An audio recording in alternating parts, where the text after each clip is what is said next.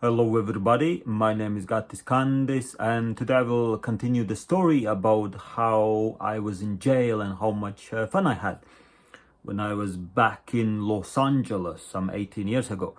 So if you have not seen the first part of this story and if you want to see it, I will put a link in the description below, so you're welcome to check that one out as well. So anyway, as the judge, told me, okay, you're gonna be released. All you have to do is just community service for a couple of weeks.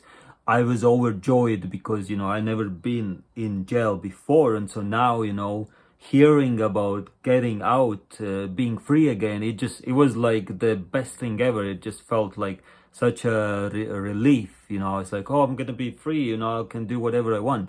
Yeah, it was amazing. So then, as they were, I was going through corridors or whatever, suddenly the men in green appeared. I think they called greens. These are basically the guards from INS, which stands for Immigration and Naturalization Service. So because I did not have papers, so that's why they came to pick me up and possibly some other guys as well who were staying there illegally. And so that was horrible feeling, Imagine, like you are about to be released in freedom and suddenly, no, you have to go with them. So anyway, so they took me to INS, which is where they hold the illegal aliens, undocumented people till they are either released or deported back to wherever they came from. So now I went there, and so now I had to go again to immigration court to fight my case to be able to stay in USA.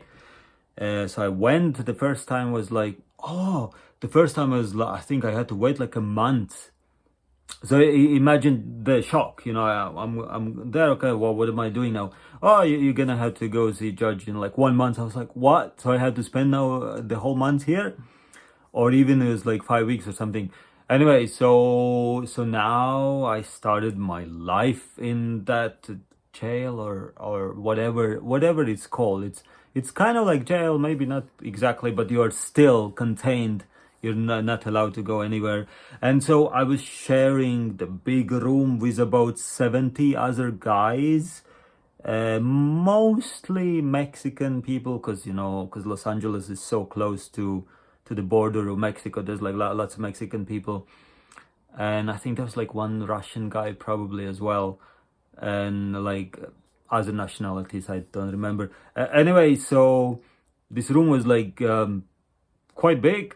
And there were like I don't even know what they call, not bunk beds, I think bunk beds are when there's like two beds on top of each other. But these were 3 beds. There were 3 beds on top of each other. So yeah, just to be able to put more people in the same room.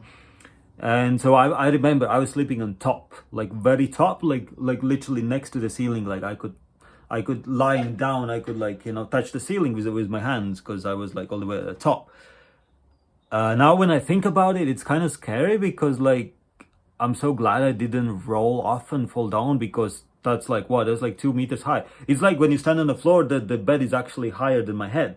I'm 6 feet tall. That's about like 2 meters high. That's how high I was sleeping. And I'm so glad I didn't roll off the bed, because that probably would hurt if you fell down. Anyway, so I was, just living there. There wasn't much you could do. There was a TV, which I never had to say what to watch, because, there's like all the... Oh, yeah, of course.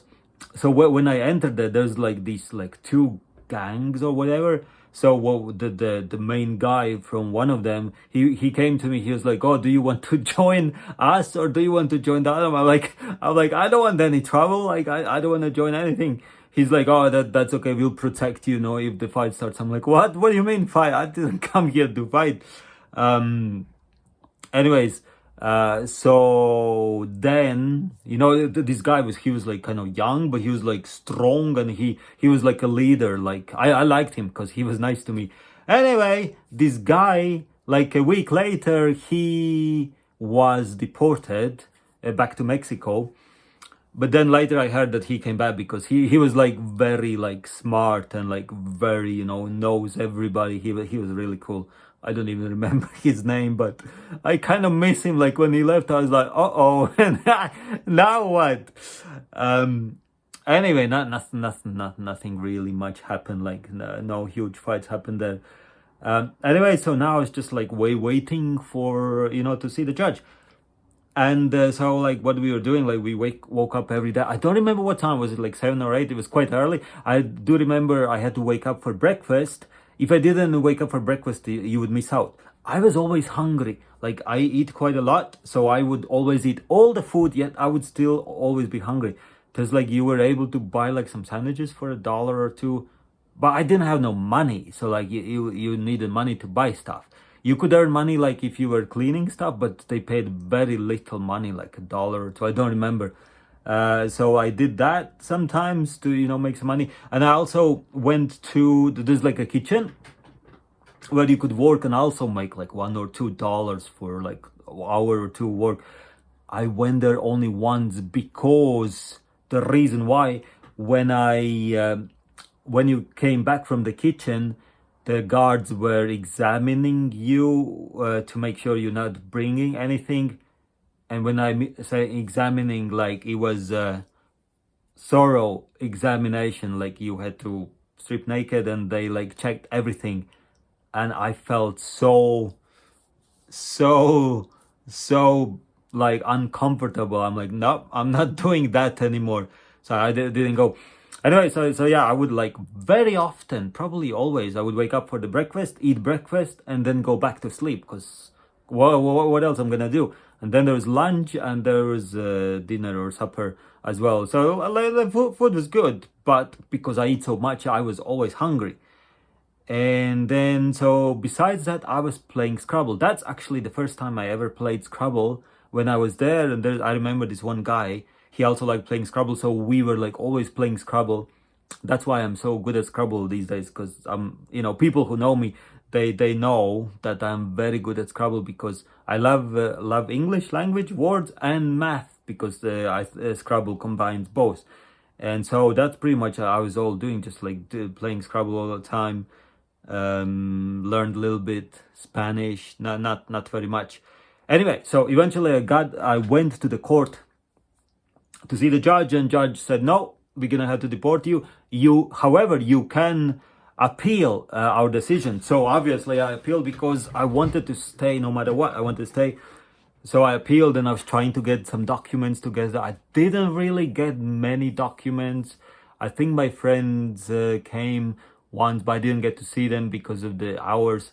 I think they brought something. Oh yeah, I remember a pastor from church actually brought a letter from the church, saying, well, what a good boy I am. I should be out there in freedom. Anyway, that didn't help. So the judge said, okay, well, when I went back, again, I appealed. So basically, I kept going back to the court every like few weeks or a month because I wanted to stay. So I did this for a total of 6 months. How many times I went? Maybe like 5 times within those 6 months. I went back till at the very last time, which is now when I've been there 6 months. Judge said, no, you can no longer appeal, and so we're gonna deport you. So I was extremely depressed. I didn't want to hear that. So I felt so bad. They actually took me to hospital, which was, I was basically lying all day in bed watching like some children's program, Cartoon Network or something, and I was chained to bed, and there's a security guard was watching me. And even when I went to the toilet, they would unlock me from the bed, and I would be doing my business in the toilet and they'd be watching me. So I spent there like a few days because I think I was so depressed. They were worried about me. And the food was really good there. I remember chicken and peas. I still remember it was like very good food. I think they were, purposely giving me good food to keep me in better mood. Yeah, so then I don't know, like a week later, or like they sent me back to this immigration place, so where I was now just waiting to go back to be deported. Anyway, so this is all I'm gonna say for now, because I don't want to keep the video too long, just in case you get bored. Anyway, I will make a next part again in like a couple days. I'll make another part, so if you're interested, it'll be coming back on this channel in very soon. Thank you so much for watching. If you have any questions, just put them in comments below. Like I will, you know, respond to them as well. Anyways, thank you again very much for watching, and I will speak to you soon. Bye.